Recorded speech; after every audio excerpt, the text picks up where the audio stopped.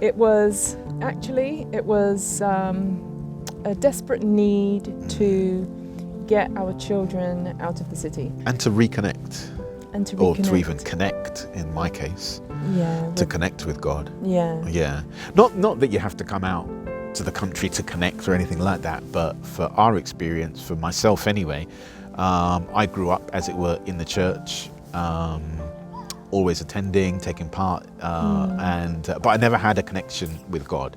I never had any relationship with God at all. On the boards, different things, music director, youth this and whatever. But prayer life, zilch, reading Bible, zilch. I was just going through the motions. And that's something to note, because as much as I say that I grew up in the church, but my wife... I probably had more faith than you. Yeah, you did. You did. Yeah. But you never grew up in the church. I didn't, no. But I had more of a yearning. I think, that's a thing, when you grow up in the church, it's like... Take it for granted. You take it for granted. It's that kind of thing. But all in all, we were at a point in our lives where we were just searching for something a little bit more deeper with God.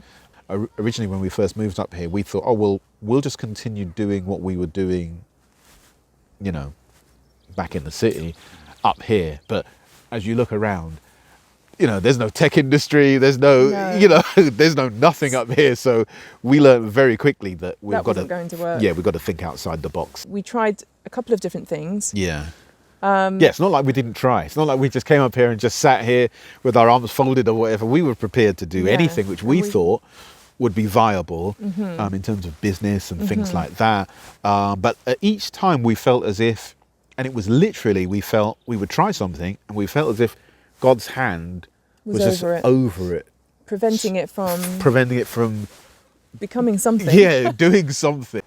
Yeah, one of the things that we realised is that this whole journey is one of faith, because, unless you've done a course in agriculture or lived on a farm or whatever like that, for most people, for us anyway, we had no prior experience for this. And so what it meant was that instead of relying on our own skills and our own expertise, we had to rely completely on God for advice, for guidance. There'd be many times where we're like, well, Lord, you spoke this world into existence. So we don't know what we're doing, but you do. So literally we prayed, and a friend of ours started messaging us properties in Scotland. And we were like, doesn't he know that we're trying to go to England, country living in England, not Scotland? And so because there wasn't anything, we had no choice but to actually look at the properties that he sent. 3 particular properties. Yeah. 2 of them we just completely disregarded. I think one was on the islands. So we're like, what is he trying to do? Yeah. Send us away. And the other one actually is the property we're currently living in. In Aberdeenshire. And to cut a long story short, the way that we got into the property was just a miracle, because, we were prepared to ask the question, in fact, we did ask the question, what do you need from us, To our new landlords. New landlords. Bank reference, like what do you, what you do need to just tell us instead of we're just wasting our time. Let's just not waste anybody's time, And then the landlady, because it was a couple, husband and wife, and she looked at us and she said, no, she said, we just go by face value. Face value. She says, and we really like you guys. We like you.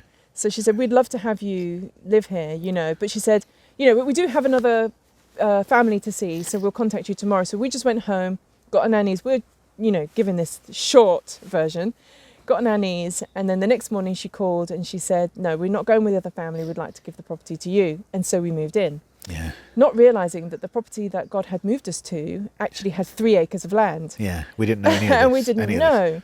And 1 acre was a paddock, which is just beautiful nice and for flat. growing. But we weren't really thinking about growing at that time because we got distracted, you see. Yeah. So as we moved into this property... you felt impressed. Well, we had the idea that Rob was going to go back to consulting. And because we were quite close to Aberdeen Airport, we would see him more frequently because he could fly. That was our plan. But I don't know, there was something about it. When you get that feeling like, something about this, I just don't like it. It's something, I couldn't put my finger on it. And I said, let's pray about it, which is a good way to stall things for a while. And so we actually experimented and we started farming. We started our market farm. Yeah, with no experience. And we made a lot of very foolish mistakes. But at the same time we did make money, and it was working. And it looked like it was good.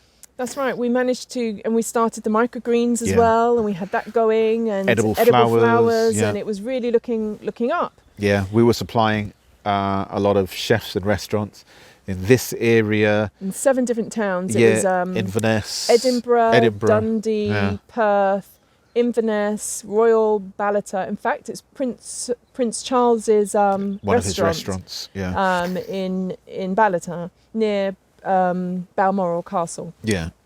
So we were supplying them, and then chefs were just calling us like, "Oh, we've heard that your microgreens are like the best ever, and edible flower." And we were just getting calls. Like we didn't even have to advertise. No. It was just like No. it was like bees to honey. Yeah, One time you had the prayer that you wanted the Lord to bless the farm, yeah, yeah. and BBC contacted us. BBC Escape to the Country, Yeah, and so they came up with Sonali Shah, and that was another answer to prayer. within the week. Because, well, part of it was Yeah. that they actually, because Robert had missed so many of their calls, they'd moved on to another project, and so by the time we got the message, it was too late.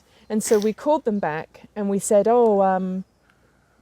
sorry, we missed your calls and everything. And they said, "Oh, I'm really sorry, it's too late." So Yeah, feeling very despondent, we decided to pray about that. And we said to the Lord, we're so sorry. yeah, just, we weren't diligent, we weren't checking our messages and things like that. Yeah. And But so we if your name can be glorified, somewhere in the process, and we prayed a proverb back to him, that the fact that God can turn the hearts of kings. So we were like, well, you can turn the heart of this producer if it's Yeah. for your glory. Yeah. If it's just for ourselves, don't worry about it. Forget just it. leave it. Yeah. But if you could be glorified and honoured in this, then allow them to get back in contact with us. And the next morning they called us. And they said, actually, the producers changed their mind and they would like it if they could come and film still. Will you be up for that? And we were like, yes! praise the Lord. Praise the Lord. So we've had that. And so things were just really going quite well. Oh. But then we started to have some issues with our neighbour. But the neighbour was, when you're having, this always seems to be the case, when the Lord is in something and you're feeling the blessings of it all, the enemy, of course, is just right there. Yeah. And he will use whoever he wants, whatever agents he has.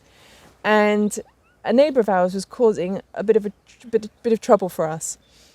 So much so, well, we couldn't. It was actually quite serious. We couldn't grow anymore where we are. No. It's a private track. They owned the part of the track actually Yeah. that we come in and out of to get into our fields, and they decided that they didn't want us to take the hose across to irrigate the farm. Yeah. And so no irrigation. Yeah. No farm. So it was time to move, and so we got on our knees. We really were desperate. And the prayer was simple. Lord, what do you want us to do? Yeah. If If you want us to farm, then you'll have to open the way. Yeah. If you don't, then we won't, and that's fine. Even Just though let we us would know. just let us know. Yeah. You're in control. Just let us know. We had an email. That same week, and the email was short, and it just said, "Hi, I'm the new CEO of McDonald Group of Hotels, and I've seen you guys, and I would love to do some sort of collaboration. If that sounds interesting, please let me know." It was just Yeah. And so Robert was a little one sceptical. sentence. I thought, And he thought, okay. let's research this. And found out that actually that was the case. And so we emailed back, and immediately she said, could we set up a Zoom meeting on Monday, a couple of days later.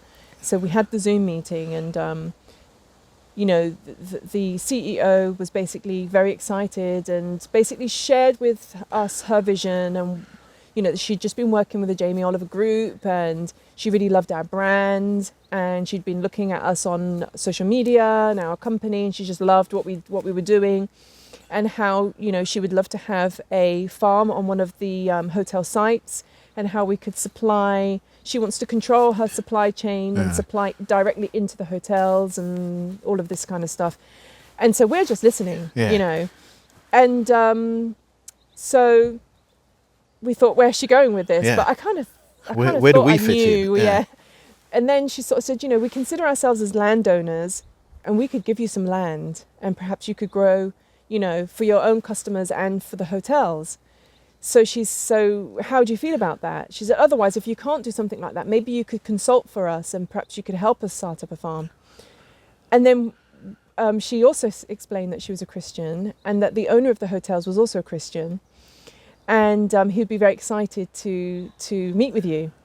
So she set up a meeting, and some days later we had a meeting with Mr. Donald MacDonald, and he was really taken back by the story, because he wanted to know, how did you move to the countryside? And tell us about your background. everybody who meets us, they always ask the same thing. They're like, you guys aren't from here.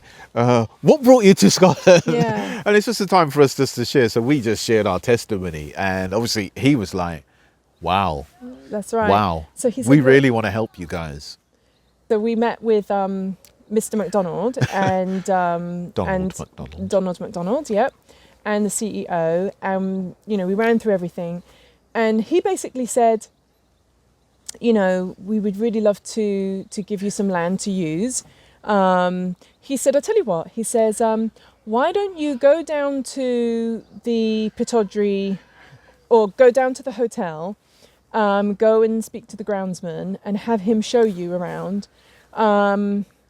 and see, he said, we have 2,400 acres of land, 400 of arable land that we've just purchased. He said, so go and take a look and just pick what you want. Just decide what it is that what you would like. Now, Mr. MacDonald said that because of the housing issue that we had, he said, we have a couple of cottages on site. So he says, why don't you get the groundsman to go and show you what's available? And the land. So we were like, really? So at this point, we didn't really know anything. We're just going. We're just going. We don't know what the cost is going to be or anything. The first property that they showed us was a bit too small and it wasn't renovated yet. The second, and then we were just driving to the second one, and I was just praying as the groundsman was bringing us around the estate. I was just praying. I was like, Lord, please let this property be on its own. After everything we just went through with our previous neighbour, That's right. I just don't want to have to go through that again. And so when he brought us up to the property, I looked around and I was like, wow, it's all by itself. This could be good. This could be good. So lovely, Yeah. So and as you looked out, and then it had all this land. So he showed us the property first, the little cottage. So we went inside, and then as we came out, we walked through the garden, and then when we came out to this, and we were like, oh, no way. This would be good. This would be amazing. Now, we didn't know the size of the property, of the land or anything. So we went home and we plotted it on Google Maps, and we realised that it was a 10-acre plot, which is 10 times the size of what we were currently growing on. That's right. So we went. So then Mr. MacDonald said we will arrange another meeting with the land agent and with the CEO, and we'll organise paperwork, and you can take over the property. So that's exactly what we did. And so when it came to the cost and things, Mr. MacDonald said, no, he said it'd be much better to have somebody in the house than not. So, you can just use it for free. So we were just like, what? Free? and then for the land as well, he said, don't worry about, we don't need a rent for the land. You can just use it, for free. And then he spoke to the land agent and he said, if Robert and Michelle Sullivan are going to be feeding the soil here, I want to know that if anything would happen to me, or if we were, offered a ridiculous offer for the estate, for example, I'd like to know that their tenure here is secure. And he says, so can you get some legal advice on that, and can you write that into the paperwork? And so they came back to us with a 5-year tenure for the cottage and for the land, at no cost. No cost, yeah. So here we are at this new site. It's a bit rough and ready at the moment. In fact, we haven't quite finished moving over yet, and we're still waiting for the final lease to come through, to sign up and everything. But we have seen him bless. And one of the ways, actually, another answer to prayer, it was just, Lord, continue to bless, is we had a message come through via Instagram. Yeah, that's right. And it was from video production crew for Jay-Z and Pharrell Williams.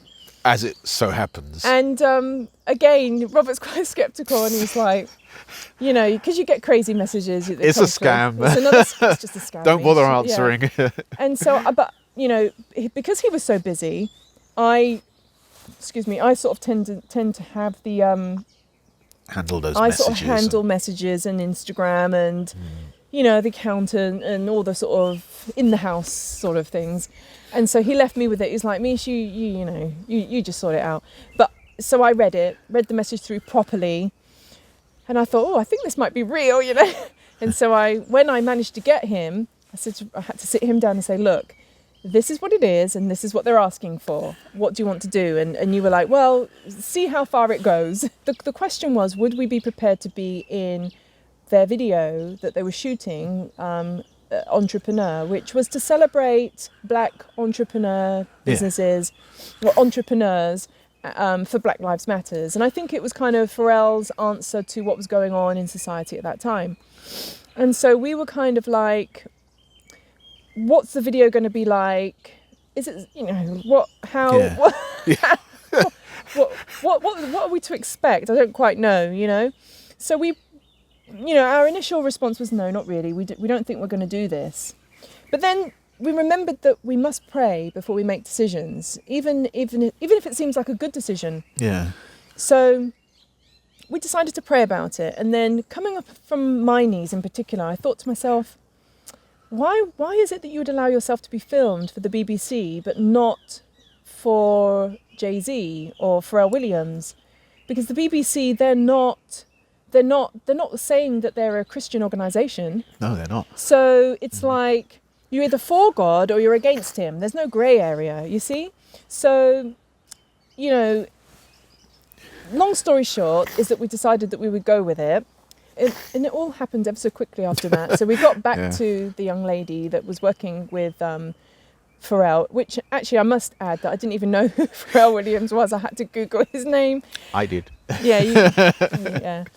Obviously I knew Jay-Z, but I didn't know Pharrell Williams. And then, so then we just followed their instructions. You know, they wanted to send a film crew out, but she was having difficulties because of the pandemic, getting somebody up from London to come and do the filming. So we offered, because we'd done some previous filming for, it wasn't just Escape to the Country, we also did filming for... a local thing here. No. It was another BBC country thing. Another BBC program. I can't remember what it was. Yeah. And it actually went really well, and they used the footage. And so we suggested that. We said, well, we did filming for the BBC, so would you like us to film? So they said, oh, would you mind? So they gave us like rules to follow and everything, and you know, some instructions. So we did exactly what they said, sent it across, and I think within about 2 weeks or 3 weeks, the video dropped, and then we watched it and we were like, oh, they decided not to use it in the end because we didn't see anything. We didn't see, because they wanted us to film the tractor. Because we filmed quite a lot of stuff. Yeah, all these different things that they asked us to film, and we didn't see anything until we got to the credits at the end. We were like, oh, you could blink and miss it. 2 seconds at the end. So, So we were like, okay. It wasn't even so bad anyway in the end, you know. So, and we didn't think anything more of it. So, you know, you went off, did your deliveries, came back, and then we all got in the car and we were heading over to Costco to do a bit of shopping, and then the phone rang, and then the Press and Journal had called us. Yeah, the phone just started ringing. The phone just basically didn't stop. It was the Times and the Telegraph and BBC Radio 4, BBC Radio Good Morning TV, and you know, it just went crazy, just went absolutely crazy. And then we could see the blessing in this, and it wasn't really about us. No. It wasn't about what we want, what we like, and what we don't like. It was actually just a case of God using our farm to give him the glory and to give him a platform, because every time somebody called for an interview, we basically were able to share our testimony, because they would ask, what brought you out into the countryside? Why are you there? What do you do? What book is it that you read? And they were intrigued, you know. We even had BBC Radio call and ask us to be on a show about children using devices and watching TV. You see the far-reaching effect of just being 2 seconds in a little clip. And then we even had a young lady who'd driven all around Aberdeenshire trying to find us because she'd seen us. She felt impressed. And she felt impressed to come and find us. because she was so interested in farming. Turns out, long story short, that her father was from the Philippines and he was a Seventh-day Adventist, but she'd never grown up with him. She'd never grown up an Adventist. And so now, and she was searching, you see. And all this from being 2 seconds in a video. And not just that, many more. We've had so much positive. It's just been amazing. Yeah. People from London wanting to bring young people up to the farm to come and work on the farm. Yeah. You know, after the pandemic, etc. That's right. So it's just had such a far-reaching effect that we could never really have thought of, really. Yeah, So it was truly a blessing in the end.